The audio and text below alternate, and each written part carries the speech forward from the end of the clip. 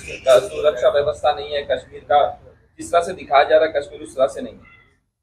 देखिए, कश्मीर की हालत जिस तरह से दिखाई जा रही है वैसी वास्तव में नहीं है, ये बात मैं मानता हूं। और पूरा देश देख रहा है कश्मीर के बारे में। आप सदन में आकर भाषण देंगे, आप भारतीय जनता पार्टी के कार्यकर्ताओं के सामने भाषण देंगे, लेकिन कश्मीर की स्थिति 370 हटाने के बाद भी ठीक नहीं है, ये पूरा देश जानता है।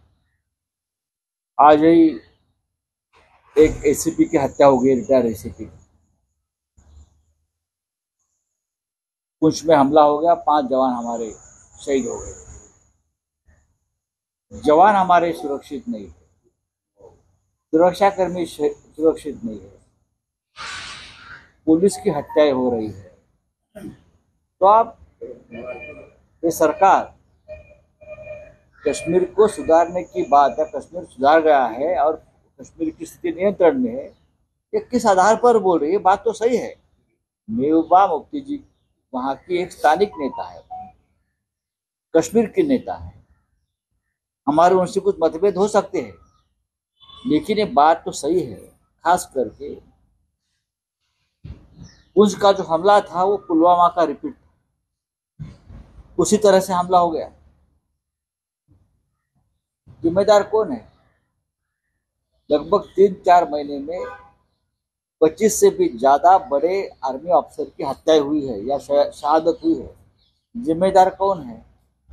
सरकार पूरी तरह से चुनाव में व्यस्त है, शपथ ग्रहण में व्यस्त है, मुख्यमंत्री बनाने में और मुख्यमंत्री बदलने में व्यस्त है, अपने विरोधियों के ऊपर हमला करने में व्यस्त है, ईडी का दुरुपयोग करने में व्यस्त है। तो कश्मीर की तरफ कौन देखेगा? कश्मीर की हालत कौन सुधारेगा? उस बारे में जरा बताइए। तो मैडम महबूबा की बात सही है।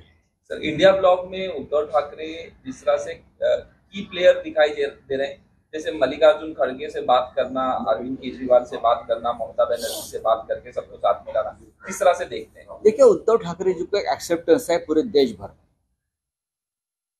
पूरे देश में ठाकरे परिवार हो, उद्धव ठाकरे हो या शिवसेना हो, हम इस देश में जिस प्रकार की तानाशाही जो चल रही है उसके खिलाफ खुलेआम मैदान में आकर लड़ने वाले हम लोग। आपने देखा होगा, उद्योगपति अडानी के खिलाफ तो सब लोग बोलते हैं, लेकिन मुंबई में उतरकर लाखों का मोर्चा निकाला है हमने। अडानी यानी मोदी, ये सबको मालूम है, तो दुनिया को मालूम। हम सड़क पर उतरे हैं और उतरेंगे। और देश में एक पार्टी ऐसी है, राहुल गांधी के बाद एक नेता ऐसे है, या राहुल गांधी के समकक्ष में एक नेता ऐसा है, तो खुलेआम मैदान में उतरकर अपनी लड़ाई बेझिझक लड़ रहे हैं, ये उद्धव ठाकरे हैं। तो उनको एक प्रकार से पूरे देश में इस मामले में एक्सेप्टेंस है। सभी नेता, जो इंडिया ब्लॉक के जो नेता है, सभी उद्धव जी को इस मामले में मानते हैं, उनका आदर करते हैं। उद्धव जी अब जब दिल्ली में थे तो सभी से बातचीत भी हो रही थी, एक दूसरे से मिलना भी हो रहा था। सत्यपाल मलिक जी भी आकर उनको मिल रहे थे, या ममता जी हो, राहुल जी हो, अरविंद केजरीवाल जी हो, लालू जी हो, सब प्यार और आदर। लोकसभा निवडणुकीच्या पार्श्वभूमीवर सी वोटर्स आणि एबीपीचा जो सर्वे आला त्यामध्ये महायुती म्हणजे भाजपला मोठा फटका बसेल असं दिसतंय। 19 ते 21 जागा त्यांना मिळतील आणि महाविकास आघाडीला 26 ते 28 जागा मिळतील असं। 28 हा आकडा मला आता कोणीतरी सांगितलं, पण आम्ही जी तयारी केलेली आहे ती किमान 35 ते 40 जागा जिंकणार। हा पहिला सर्वे असेल त्यांचा। आघाडीला 26 ते 28 जागा मिळतील असं। 28 हा आकडा मला आता कोणीतरी सांगितलं, पण आम्ही जी तयारी केलेली आहे ती किमान 35 ते 40 जागा जिंकणार। हा पहिला सर्वे असेल त्यांचा। अनेक काही प्रमुख लोक अजून शिवसेनेमध्ये किंवा महाविकास आघाडीमध्ये प्रवेश करतात लोकसभेच्या दृष्टीने। ती गणितं बदलणार आहे। किमान आम्ही किमान 40 जागांवरती निवडणुका जिंकू लोकसभेच्या, असा आम्हाला आत्मविश्वास आहे। भाजप म्हणतो मिशन 45 आणि नाही, भाजपा मिशन 145 पण करू शकता. भारतीय जनता पक्षाचं तुम्ही सांगू नका मला की देशामध्ये 1000 जागा जिंकतील लोकसभेच्या आणि महाराष्ट्रामध्ये 148 जिंकतील. भारतीय जनता पक्ष हा हवेतला पक्ष आहे, तो जमिनीवरचा पक्ष नाहीये. जे पक्ष 2 कुबड्यांवरती उभे आहेत, मिंदे आणि अजित पवार, त्यांनी 45 जागा जिंकण्याची भाषा करावी हास्यास्पद. तुम्ही स्वतःच्या ताकदीवर बोला, तुम्ही कुठे आहात. हे सर्वे वगैरे बाजूला ठेवा. मी सांगतोय महाविकास आघाडीच्या वतीने आम्ही 40 पेक्षा जास्त जागा जिंकण्याची आमची क्षमता आहे. तुम्ही सर्वे करा, सर्वे करू नका. कोण करत असतील ते, आम्ही सर्वे करत नाही. पण आम्ही 40+ हे आमचं मिशन नसून हा आमचा आत्मविश्वास आहे. प्रकाश कोणी बघा बाळासाहेब आंबेडकरांशी आमची चर्चा सुरू आहे. बाळासाहेब आंबेडकर आणि आमच्या भूमिकेमध्ये फरक नाहीये. बाळासाहेब आंबेडकर हे सुद्धा डॉक्टर आंबेडकरांच्याच मार्गाने जाणारे त्यांची नातू आहे.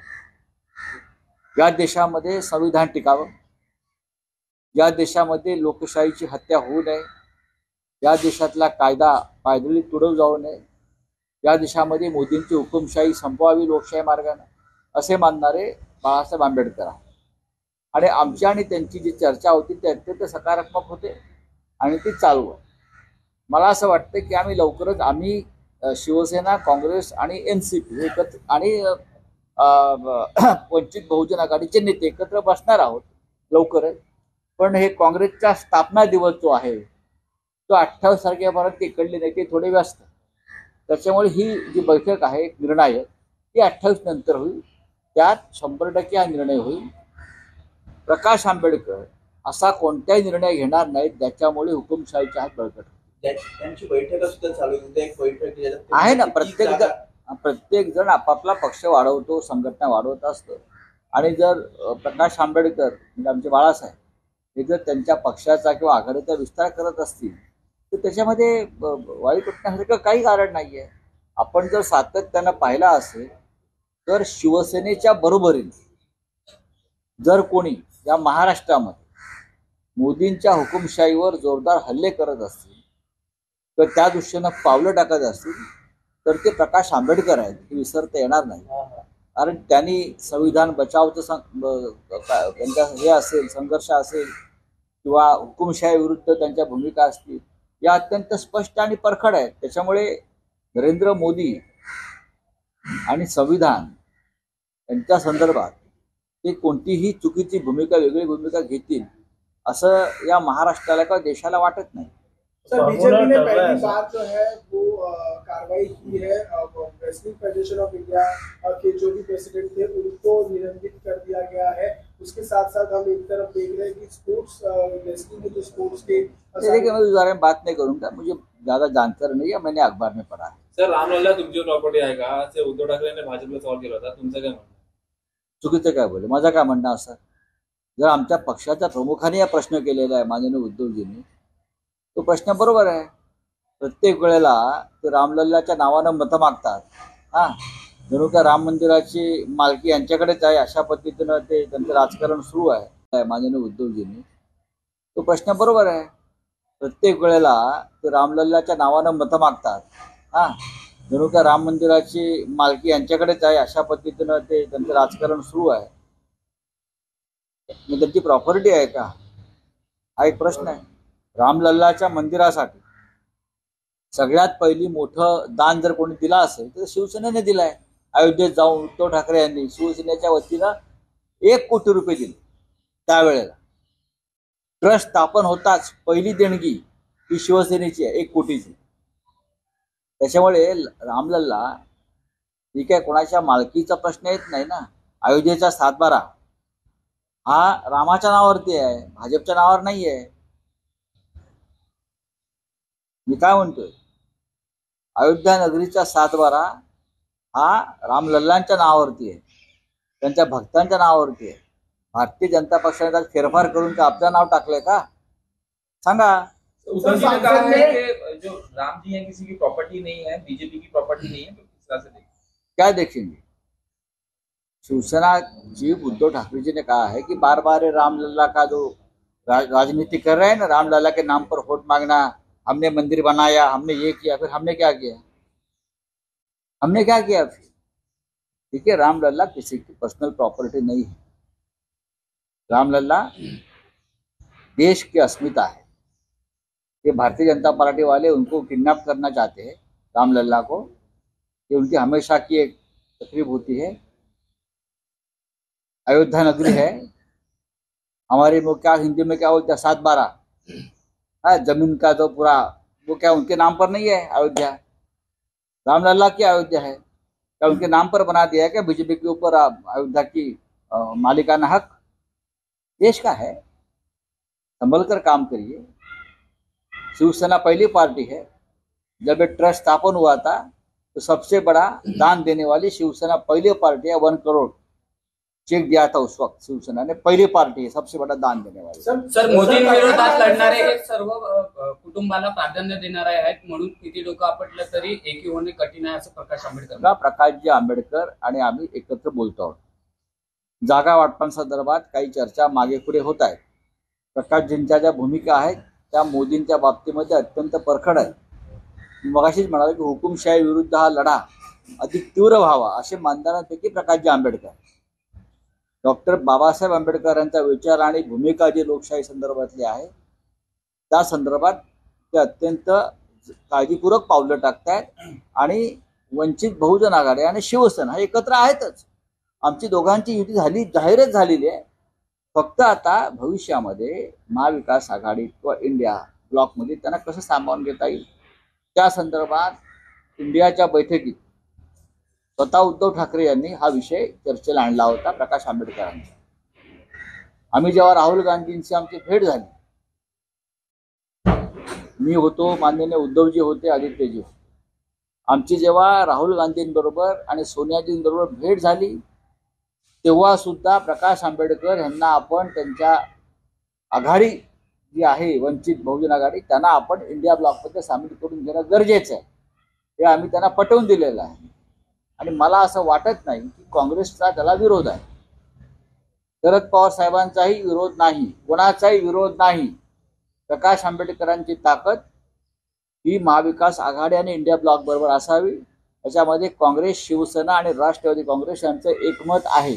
सर, एक बार जो है वो मिमिक्री करते हुए नजर आ रहे हैं, क्योंकि जो है वाइस प्रेसिडेंट की फिर से एक बार बंगाल में बात ऐसी है, संसद में कलाकार होते हैं, साहित्यिक होते हैं, लेखक होते हैं ना, सभी का संसद है. अगर कोई कला से अपना हुनर दिखाता है, दिखाने दो.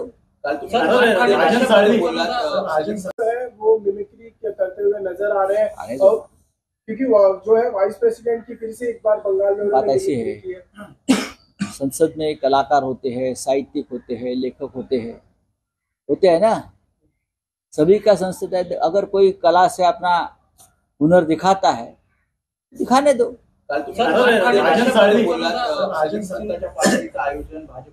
हो, नक्कीच. भाजप म्हणते की त्याचे पुरावे तुमच्याकडे आहेत, ते दिले आहेत पुरावे. भाजप पुरावे मागण्याची, भाजपला जो एक व्यसन जडलं, पुरावे द्या, पुरावे द्या. किती पुरावे द्यायचे? तपास चालू आहे. तपास संपल्यावरती पुरावे काय ते त्यांना कळेल. त्या पार्टीचं आयोजन भारतीय जनता पक्षाच्या पदाधिकाऱ्यांनी केलं होतं. तो निमंत्रक होता असं म्हटलं जातं पूर्णपणे. भारतीय जनता आणि त्या पार्टीतले भाजपचे पदाधिकारी यांची काल छायाचित्र मी दाखवली. देवेंद्र साहेब फडणवीस तुमचे यांच्यावर आहेत आरामात. ते नाशिकचे पदाधिकारी आहेत पक्षाचे, आहेत की नाही ते सांगावं त्यांनी. याला का पुरावा लागतो का? ते पक्षाचे पदाधिकारी आहेत की नाही हा पुरावा तुम्ही सांगायचा आहे, मी सांगतोय. ते काय सांगताय? तर राजन साळवीच्या कुटुंबियांना देखील नोटीस देण्यात आली एसीबी कडनं. तसं बघता त्यांची चौकशी चालू आहे. पुतला आणि वहिनींना देखील देण्यात आली आहे. हे असंच करणार. 2024ला नोटिसा कुठे जातात ते तुम्हाला कळतील. मग चला.